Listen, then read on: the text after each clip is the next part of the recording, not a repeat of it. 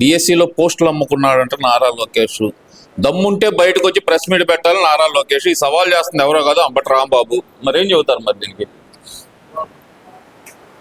అరే, సంక్రాంతికి లాటరీ టికెట్లు అమ్ముకోవటం అనుకున్నావా ఏంద్రా? మీరు అధికారంలో 5 ఏళ్ళు ఉన్నప్పుడు ఒక డిఎస్సి అన్న ఇచ్చారా? ఎందుకు ఈ మాటలు? ప్రజలు కూడా మిమ్మల్ని నమ్మే పరిస్థితుల్లో లేరు. చెప్పులు తీసి కూడా పరిగెత్తించి కొట్టే లోపు మీరు మాట్లాడకుండా సైలెంట్గా ఉంటే మంచిది. మరి ఎన్నిసార్లు ఎదవలు అవుతారా మీరు? ఎందుకు చెప్పు? పెట్రోల్ అన్నారు, గ్యాస్ అన్నారు, మద్యం గురించి కానీ, ఇసుక గురించి కానీ, మీరు చేసిన అవినీతికి మీరు ఆంధ్రప్రదేశ్లో ఉన్న భూమి జాలక ఇప్పుడు బొల్ల బ్రహ్మనాయుడు గారు రీసెంట్గా 1500 కోట్లు. అరే ఏంద్రా మిమ్మల్ని? మీ పార్టీలో ఉన్న ఏ ఒక్క ఎమ్మెల్యే కూడా ఎవడన్నా కరెక్ట్గా ఉన్నాడారా?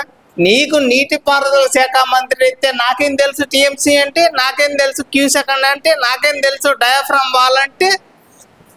మసాజ్ చేసిద్దా, సాంబార్ వండిద్దా, అంతేనా? ఇంకేం ఉండదా?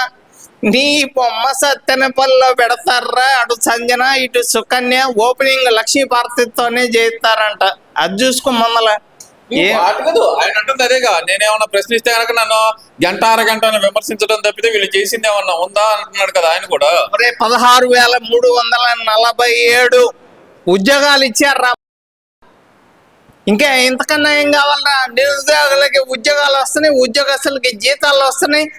రైతులు దాదాపు 30 లక్షల ఎకరాలకి సాగునీరు ఇవ్వటానికి దాదాపుగా పోలవరం ప్రాజెక్టు పూర్తవుతుంది, వెలుగొండ ప్రాజెక్టు పూర్తవుతుంది, అన్నమయ్య డ్యామ్ పూర్తవుతుంది. అన్నీ కూడా సిద్ధంగా ఉన్నాయి. ఒక్క సంవత్సరం ఆగురా, మీకు నెక్స్ట్ ఇయర్ గోదావరి పుష్కరాలకు కూడా రెడీ అవుతున్నాయి. మొత్తం కూడా క్లీన్ చేస్తారు. ఇప్పుడు తెలంగాణ యూట్యూబర్లతో, తెలంగాణ జర్నలిస్టులు అని చెప్పుకునే ఫేక్ గాళ్ళతో తిట్టిస్తున్నారు.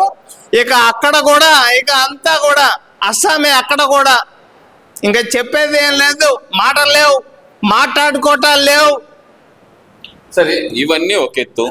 ఈయన సజ్జల రామకృష్ణారెడ్డి ఏంది ఒక రాక్షసుడు, ఒక పిచాచి కలిస్తే చంద్రబాబు నాయుడు, అలాగే కుక్క నక్క ఇవన్నీ సంక్రమం అయితే చంద్రబాబు నాయుడు అని చెప్పి ఒక తీవ్రమైన వ్యాఖ్య అయితే చేశారు. మరి వాటిని ఏం చెప్పాలంటారు? మరి ఏమండి, ఇంతకన్నా భయంకరమైన బూతులు వినకూడని మాటలు 2019 జగన్మోహన్ రెడ్డి అధికారంలో వచ్చిన దగ్గర నుంచి ఇంట్లో ఉన్న లేడీస్ దగ్గర నుంచి పసిపిల్లలు కూడా వినకూడని మాటలు, ఏ రాజకీయ నాయకుడు అనకూడని మాటలు వాళ్ళు అధికారంలో ఉన్నప్పుడు నీ అమ్మ మొగుడు చెప్పాడా? ఆంజనేయ స్వామి తలకాయ ఇరిగిపోయినా తప్పు లేదు, విజయవాడ గుళ్ళో కనకదుర్గమ్మ గుళ్ళో వెండి విగ్రహాలు పోయినా తప్పు లేదు, రథం తగలబడినా తప్పు లేదు, 3 పెళ్ళిళ్ళు కార్లు మార్చినట్టు పెళ్ళాలు మారుస్తారు అని చెప్పి మాట్లాడిన మాట, ఏ మాటలు? బాబు గారిని తిట్టలేదా? వాళ్ళ ఫ్యామిలీని తిట్టలేదా? లోకేష్ గారిని తిట్టలేదా? అరే ఎవరిని ఆపారా మీరు? ప్రతి ఒక్కరిని కూడా 1-2 అత్యాచారాలు జరిగితేనే అంత బాధపడిపోతారా అని చెప్పి మాట్లాడిన రోజా, మీలో ఎవరికన్నా దమ్ముందా, నన్ను రేప్ చేసే దమ్ముందా అని చెప్పి మాట్లాడిన రోజా. ఒరే, నువ్వు చేసిన మీ పార్టీలో అరే ఒక్కడన్నా అభివృద్ధి చేసేవాడు? అసెంబ్లీకి వచ్చి మాట్లాడాల్సిన మాటలు ఒక్కడి కూడా మాట్లాడకుండా అసెంబ్లీ అంటున్నాం కదా, ఏం మరి డిఎస్సి గురించి అసెంబ్లీకి వచ్చి మాట్లాడతారా? అసెంబ్లీ చెప్పండి, డిఎస్సి గురించి అసెంబ్లీకి వచ్చే మాట్లాడే దమ్ము ఏ ఒక్క మగాడికైనా ఉందా? రండి, రమ్మని చెప్పండి. ఏమండి, రమ్మని చెప్పండి. మగాడికి ఉందా? అసెంబ్లీ గేటు కూడా తాగనేమన్నారు. ఎన్ని వచ్చినాయి? పవన్ కళ్యాణ్ గారికి 21 సీట్లు వచ్చినాయి. అది కాదండి, ఇప్పుడు అసెంబ్లీకి వచ్చి మాట్లాడాలంటే మగాడు అయి ఉండాలా ఏంది? మీరు మగాళ్ళు కాదు, ఏమి కాదు. మీరు వచ్చి అధికారంలోకి మీరు అసెంబ్లీకి వచ్చి మాట్లాడండి. మీరు రాకుండా యూట్యూబ్ లో కూర్చొని నేను జుగ్గాల్లోకి వస్తాను, యూట్యూబ్ లోకి వస్తాను, ప్యాంటు తడిచిపోయింది, మీరు ఎందుకు ఇలా మాట్లాడడం చెప్పు? అంటే నోటికి వచ్చినట్టు మాట్లాడితే మీ పార్టీకి 151 సీట్లు పాకున్నాయని ఆ పాకుండా 0 చేయటానికి మీ పార్టీ వాళ్ళు కృషి చేస్తారు. మేము తలుచుకుంటే మా వైసీపీ కార్యకర్తలు తలుచుకుంటే మీ టీడీపీ ఆఫీస్ ఉండిద్దా? శ్యామల గారు డైరెక్ట్ వార్నింగ్ ఇస్తున్నారు కదా. డైరెక్ట్గా శ్యామల గారికి చెప్తున్నా, మీ వైఎస్ఆర్ పార్టీకి చెందిన కార్యకర్తలు, మీ ఎమ్మెల్యేలు, మీ ఎంపీలు మంగళగిరి పార్టీ ఆఫీస్ మీద దాడి చేశారు. ఆ దాడి చేసిన తర్వాత అక్కడ 36 గంటలు ధర్నా జరిగింది. అప్పుడు పరిటాల శ్రీరామ్ గారు వాళ్ళ అమ్మగారు ఒక మాట చెప్పారు. అసలు వాళ్ళు నిజంగా అండి రక్తం బాయిలవుతుంది.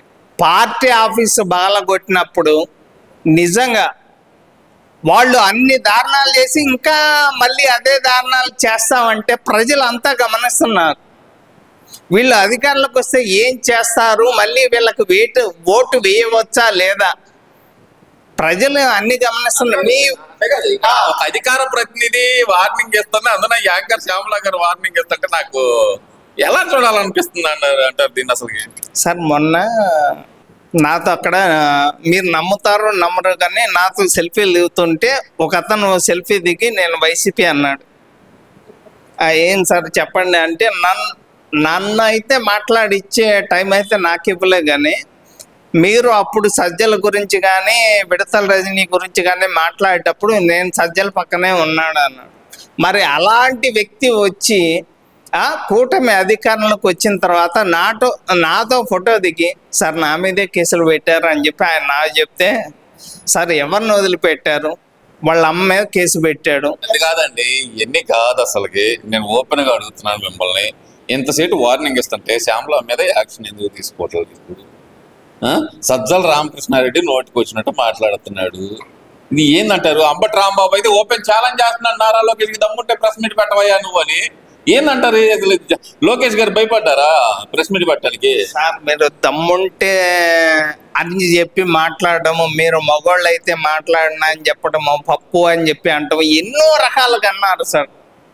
శారీరకంగా మానసికంగా ఇబ్బంది పెట్టి రాష్ట్రాన్ని సర్వనాశనం చేయటానికి ల్యాండ్ టైటిలింగ్ యాక్ట్ తెస్తాను, పాస్ పుస్తకాల మీద బొమ్మలు వేసాడు, ఎన్నో అరాచకాలు చేశాడండి. వాళ్ళు చేసిన ఏమండి వాళ్ళ బాబాయిని చంపి గొడ్డలి బాబు గారి చేతిలో పెట్టిన తర్వాత కూడా అధికారంలో ఉంటే బాబాయిని చంపి, అధికారంలో టీడీపీ ఉంటే బాబాయిని చంపి ఆ గొడ్డలు తెచ్చి బాబు గారి చేతిలో పెట్టి, మళ్ళీ టీడీపీ అధికారంలో ఉంటే నంద్యాలలో రీసెంట్గా రాజశేఖర్ రెడ్డి తలకాయ తీసుకొని వచ్చి ఇప్పుడు అక్కడే వాళ్ళు ధర్నా చేసి టీడీపీ వాళ్ళు చేశారు అని చెప్పి చెప్తుంటే ఇంకేం చెప్పాలి చెప్పండి? మనుషుల్ని చంపేది మీరే, గొడ్డలు తెచ్చి బాబు గారి చేతిలో పెట్టేది మీదే, మళ్ళీ విగ్రహాలు తలకాయలు తీసేది మీరే, ధర్నాలు చేసేది మీరే. ఇంకా ఏముంది చెప్పండి? వాళ్ళు ఏముందండి, వాళ్ళు చంపుతాం, నరుగుతాం, నాశనం చేస్తాం, మా కార్యకర్తలు తలుచుకుంటే అంటున్నారు. రప్ప నరుకుతాం అధికారంలో ఉంటే అని చెప్పి మాట్లాడుతున్నారు, ఫ్లెక్సీలు వేస్తున్నారు.